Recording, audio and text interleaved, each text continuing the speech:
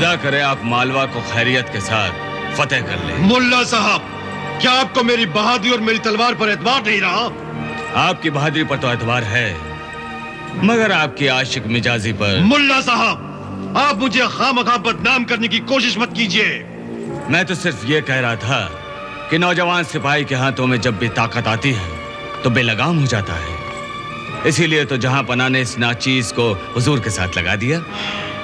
दिल पर अक्ल का पहरा भी तो जरूरी है ना। मुल्ला साहब, जिल्ले इलाही से कुर्बत का नाजायज फायदा उठाने की कोशिश मत कीजिए और ये मत भूलिए कि मैं उनका भाई हूं। दो शरीक भाई, और सिर्फ इसीलिए मालवा की मुहिम तुम्हारे हवाले की गई है, वरना मुगल फौजों में और भी सरदार थे जो उस टेढ़ बालिश मालवा को अपनी मुट्ठी में दबोच लाते।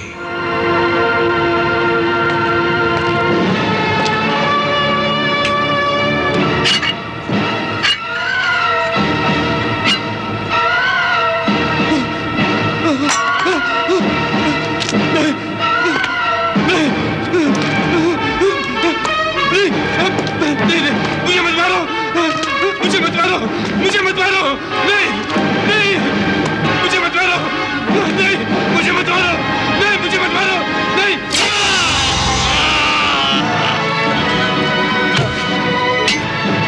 हम हैं जहां दुश्मनों की मौत है वहां। सालारे आजम, ये क्या गजब किया आपने।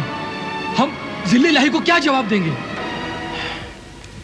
कह देंगे कि इसने मुगलिया हुकूमत के साथ धोखा किया था। हमने इसे हाथी दांत की मूठ की तलवारें फराहम करने को कहा था, मगर इसने धोखे से ऊंट की हड्डियों की तलवारें फराहम की। मगर ये सच नहीं है। सरदार हमीदुल्लाह बेग, सच सुनोगे तो तुम्हारे होश उड़ जाएंगे।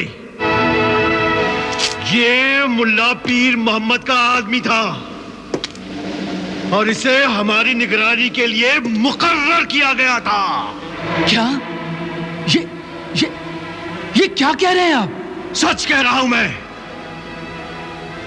ये मुल्ला पीर मोहम्मद जिल्ले इलाही के पीछे उनकी आंख और कान बनकर रहता है, और ये मरदूद मुल्ला पीर मोहम्मद की आंख और कान बन गया था। लेकिन मुल्ला पीर मोहम्मद ऐसा क्यों करेगा? इसलिए कि मुल्ला पीर मोहम्मद हमें अपने रास्ते का कांटा समझता है। हम उसकी आंखों में सूअर के बाल की तरह खटक रहे हैं। उसका बस चले तो वो हमारा भी वही हश्र करेगा जो हमने उसके इस आदमी के साथ किया है। इतना हसद, इतनी जलन है उसे आपसे? हाँ, ये उसकी पुरानी बीमारी है। पहले वो बंगाल का हाकिम बनना चाहता था और अब मालवा की सूबेदारी के लिए तड़प रहा है। लेकिन बाज बहादुर के बाद मैं मालवा के तख्त पर उसे बैठने नहीं दूंगा। लेकिन अपने ही आदमी की लाश देखकर मुल्ला पीर मोहम्मद और भी तड़प कर रह जाएगा। अरे उसी की आदमी को मारकर आप उसे कैसे समझाएंगे? वो जिले इलाही से शिकायत नहीं करेगा? नहीं करेगा, और करेगा तो पछताएगा। तुम सिर्फ इतना करो कि इस मरदूद की लाई हुई हाथी दांत की तलवारों की जगह ऊंट की हड्डियों की तलवारें रख दो। मुल्ला पीर मोहम्मद को जब मालूम होगा तो वो खून के घूंट पीकर रह जाएगा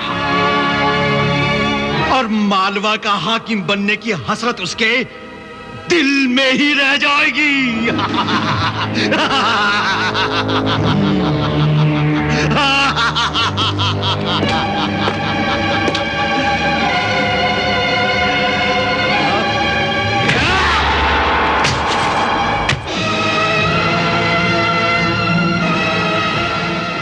नहीं मुल्ला पीर मोहम्मद, नहीं। अधम खान की तलवार किसी बेगुनाह का खून नहीं बहा सकती। उस शख्स ने जरूर नमक हरामी की है। अधम खान की जगह मां बदौलत भी होते तो उसे सजाए मौत ही देते। फौजी मामलों में जर्रा बराबर भी बेईमानी सल्तनत के वजूद के लिए खतरा बन सकती है। लेकिन जिले इलाही वो बड़ा ही ईमानदार और काबिल एतमाद शख्स था। वो भला हुकूमत को धोखा कैसे दे सकता था? फरेब से काम लेने वाले अपने चेहरे पर ईमानदारी का नकाब ओढ़कर ही सामने आते हैं। तुम्हारी निगाहें उसके नकाब को चीरने में नाकाम रही हैं। मगर हमें खुशी है कि अदम खान ने गद्दार के चेहरे के असली रंग को देख लिया। जिल्ले इलाही के इरशाद से इख्तिलाफ की गुस्ताखी बंदा नहीं कर सकता, मगर जिस शख्स ने बरसों ईमानदारी से काम लिया वो अचानक बेईमानी पर कैसे आमादा हो गया, ये मेरी समझ से बाहर है। उस शख्स पर तुम्हारा इस कद्र एतमाद यही जाहिर करता है कि तुम्हें हमारे दूध शरीक भाई पर एतमाद नहीं। खत्म मुआफ़ जिल्ले इलाही, मेरी मुराद ये नहीं थी। मैं तो ये अर्ज कर रहा था कि पहले तहकीकात कर ली जाती और फिर जुर्म साबित होने पर सजा दी जाती। ये तरीका गैर फौजी मामलात के लिए मुनासिब है। फौजी मामलात में फौरन फैसले किए जाते हैं और सजा भी फौरन दी जाती है, ताकि ऐसी हरकत करने की हिम्मत फिर कोई ना कर सके। अदहम खान के इक़दाम से हमारा उस पर एतमाद और भी बढ़ गया है। आइंदा उनके खिलाफ जबान खोलने से पहले अपनी शिकायत को अक्ल के तराजू में तौल लिया कीजिए। जी। तखलिया।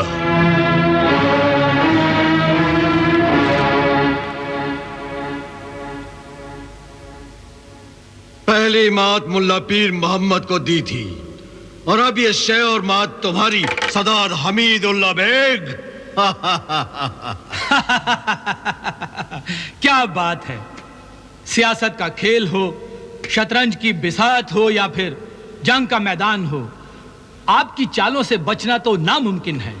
ये तो शतरंज है, इसलिए मात खुद अपने मोहरे से देनी पड़ी है। मैदान जंग में हम ऐसी चालें चलेंगे कि दुश्मन के प्यादे से दुश्मन को ही मात दे देंगे। तुम देखना। दुश्मन के प्यादे से दुश्मन को मात? सालारे आजम, गुस्ताखी माफ। कहो क्या बात है? मालवा से नादिर शाह अफगानी हाजिर हुए हैं और आपसे मुलाकात की इजाजत चाहते हैं। उन्हें पूरे एहतराम के साथ लाया जाए।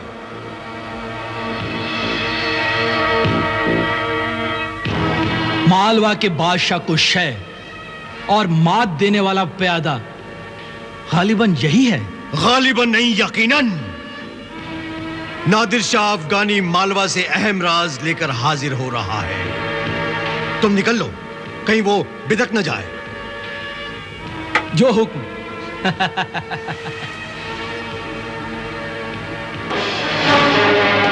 अस्सलाम वालेकुम अदहम खान। अस्सलाम वालेकुम। वालेकुम अस्सलाम। वालेकुम अस्सलाम बिरादर अजीज। दोबारा आपको यहाँ देखकर बेइंतहा खुशी हुई। हम तो समझे थे कि आप बंगाली हसीनाओं के जुल्फों के जाल से निकल ही नहीं पाएंगे। अदम खान को घनेरी जुल्फों के साए में घड़ी दो घड़ी दम लेने का शौक जरूर है, मगर जुल्फों को अपने पैरों की जंजीर बनाने का खप नहीं है।